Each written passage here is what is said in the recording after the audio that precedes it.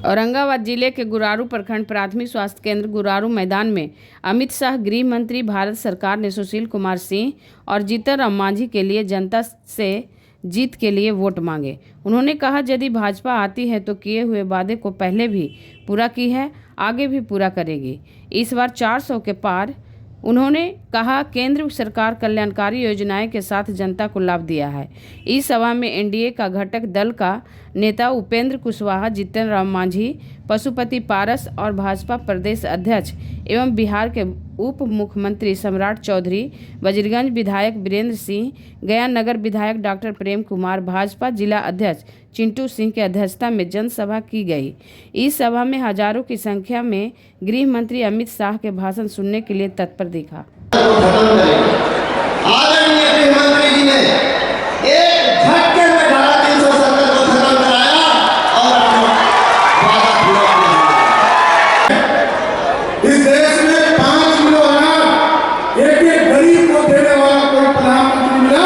उसका नाम है नरेंद्र मोदी। और साथियों, मैं तो आग्रह करूंगा कि जिन लोगों को 5 किलो अनाज मिल रहा, जो माननीय अमित शाह जी और आदरणीय प्रधानमंत्री जी के आशीर्वाद से बिहार में हम लोगों ने डबल इंजन की सरकार बनाई। साथियों, 5 किलो अनाज वाले जो लोग हैं, हम तो ये आग्रह करना चाहते हैं, आपसे निवेदन करना चाहते हैं कि बिहार की सरकार ने तय किया मात्र 15 दिनों का जो आचार संहिता के पहले 15 दिनों हम लोग काम कर रहे थे, 2 करोड़ लोगों को हम लोग आयुष्मान भारत कार्ड से जोड़े।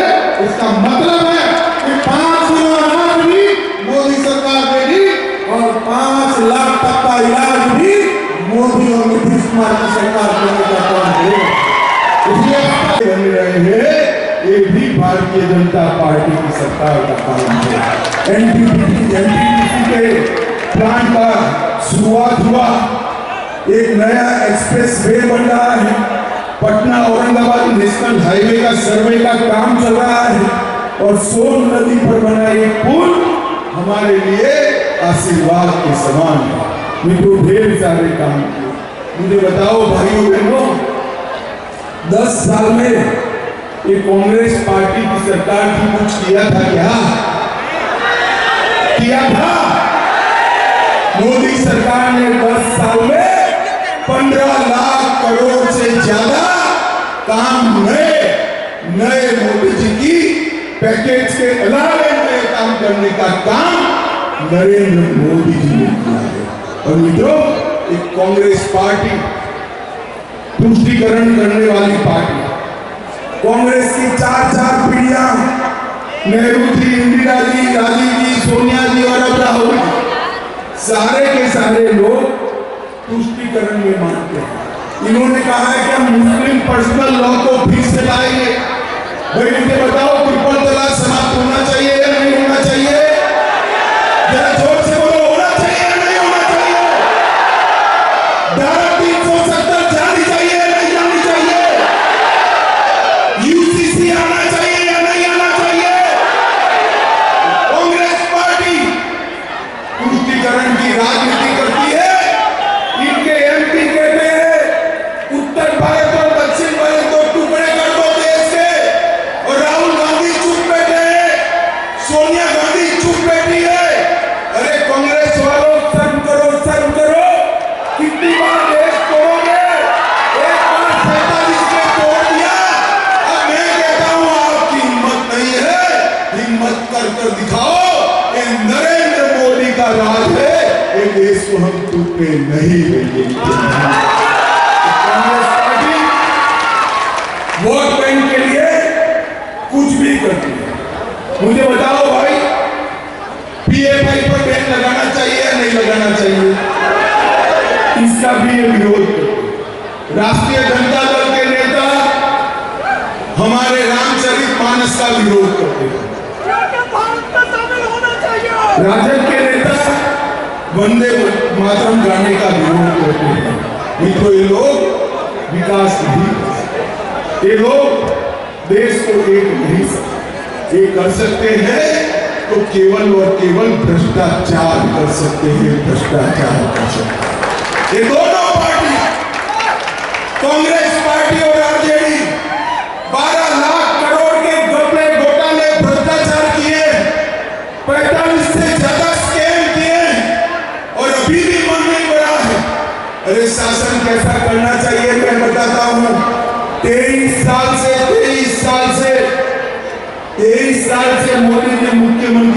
प्रधानमंत्री है, मोदी जी पर 4 आने का भ्रष्टाचार का आरोप कोई नहीं लगा सका। ऐसा भाइयों और बहनों, अभी मुफ्त कराया और बिहार झारखंड में ढेर सारे शिक्षा के काम किए।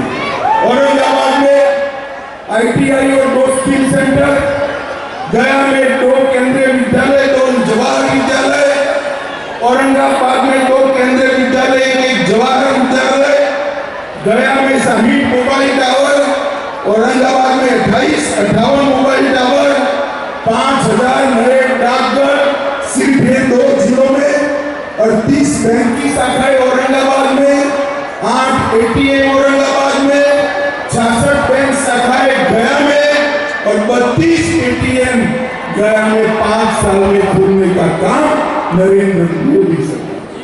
और औरंगाबाद में ये सुशील जी देखते हैं एकदम शांत आदमी, मगर जब औरंगाबाद के विकास की बात आती है तो सभी से लड़ पड़ते हैं। और इसी का कारण है आवास योजना का औरंगाबाद में सबसे ज्यादा घर तो ये जिले में बना है, तो 90,000 घर औरंगाबाद में बना है। आयुष्मान भारत 2,30,000 लोगों को 5 लाख तक का फायदा मिला है। 2,25,000 माताओं को गैस का सिलेंडर मिला। औरंगाबाद में 3 लाख गरीब घरों में नल से जल पहुंचा और 1,80,000 किसानों को 6,000 रुपया प्रति साल पहुंचाने का काम। मतलब है चंद्रयान, मंगलयान और आदित्ययान तीनों की सफलता दर्ज करना और मोदी जी को तीसरी बार प्रधानमंत्री बनाने का मतलब है कश्मीर, नॉर्थ ईस्ट और पूरे वामपंथी उग्रवादी क्षेत्र से वामपंथी उग्रवाद का सफाया करना। भाइयों और बहनों, मैं आज आप सभी को पहले पूछना चाहता हूं, अयोध्या में राम मंदिर बनना चाहिए था या नहीं बनना चाहिए था? जरा जोर से बोलो, बनना चाहिए था या नहीं बनना चाहिए था? 75 साल तक एक गठबंधन की पार्टियां, कांग्रेस पार्टी, लालू प्रसाद यादव राम मंदिर को रोकते रहे, भटकाते रहे, अटकाते रहे। आपने मोदी जी को दूसरी बार प्रधानमंत्री बनाया, 5 साल में ही मोदी जी ने केस भी जीता, भूमि पूजन भी किया और राम लल्ला को अपने भव्य मंदिर में बिठाने का काम भी 22 जनवरी को किया। और 17 तारीख को राम लल्ला अपने भव्य मंदिर में पहली बार रामनवमी मनाएंगे, अपना बर्थडे मनाएंगे। और इसका आनंद आप सभी को है या नहीं है?